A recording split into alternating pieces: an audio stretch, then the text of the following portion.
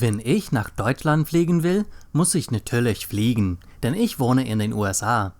Meistens buche ich meinen Flug online mit Lufthansa oder einem anderen Luftfahrtkonzern. Das heißt auch eine Fluggesellschaft, Fluglinie oder Airline.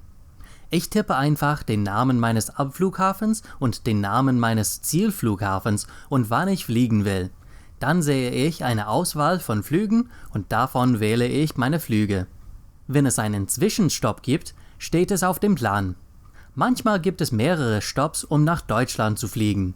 Normalerweise buche ich meinen Rückflug, nachdem ich meinen Hinflug gebucht habe. Aber man kann auch nur den Hinflug buchen und wenn man nach Hause fliegen will, einen Rückflug buchen. Alles, was ich noch tun muss, ist mein Gepäck packen, meinen Reisepass finden und zum Flughafen fahren. Ich will aber mein Auto nicht beim Flughafen lassen. Das kostet zu viel Geld. Deshalb fahre ich mit öffentlichem Verkehrsmittel. Aber da es kein gutes öffentliches Verkehrsmittel in meiner Nähe gibt, fahre ich mit einem Freund von mir. Er bringt mich zum Flughafen und dann fährt er nach Hause. Ich gehe durch die Sicherheitskontrolle und bin bald unterwegs nach Deutschland.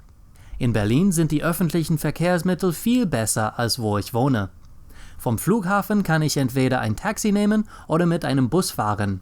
Es ist preiswerter, mit dem Bus zu fahren. Ich muss einfach nur einen Fahrschein kaufen. Ich kann ihn von einem Automat kaufen oder an einer Theke. Ich spreche nicht so gerne mit anderen Menschen, deshalb kaufe ich meine Karte von einem Automat. Ich steige in den Bus ein und fahre mit dem Bus zur Hauptbahnhof Berlin. Dort kann ich eine Zuglinie finden, die mich zum Ziel bringen wird. Ich muss noch einmal eine Fahrkarte von einem Automat kaufen. Es gibt Einzelfahrscheine, die man nur einmal verwenden kann. Diese Fahrscheine gelten für 2 Stunden. Dauerkarten sind besser, wenn man länger in einer Stadt bleibt. Tageskarten gelten für einen Tag und 7-Tage-Karten gelten natürlich für 7 Tage.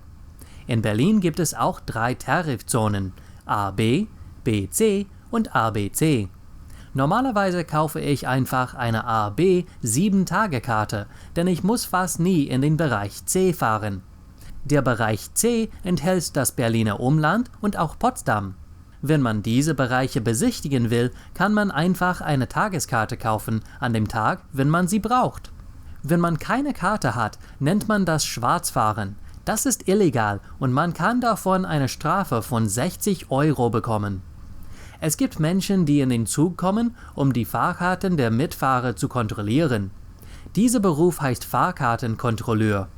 Wenn man von einer Stadt zur anderen fährt, kontrolliert der Zugbegleiter die Fahrkarten. Wenn man von einer Stadt zur anderen fahren will, gibt es auch verschiedene Möglichkeiten. Regionalbahnzüge fahren nur kurze Strecken. Sie fahren etwas langsamer und halten an fast jeder Haltestelle. Es gibt auch Regional-Express-Züge, die etwas weiter fahren und nicht so oft halten. Intercity- oder IC-Züge fahren noch weiter und sind noch schneller als die Regional-Express-Züge.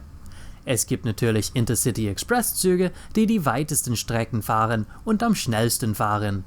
Die Kosten dieser Züge kommen natürlich darauf, wie weit man fahren will und wie schnell man das Ziel erreichen will.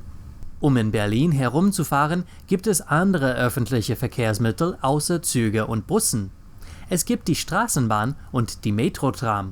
Es gibt auch U-Bahnen und S-Bahnen.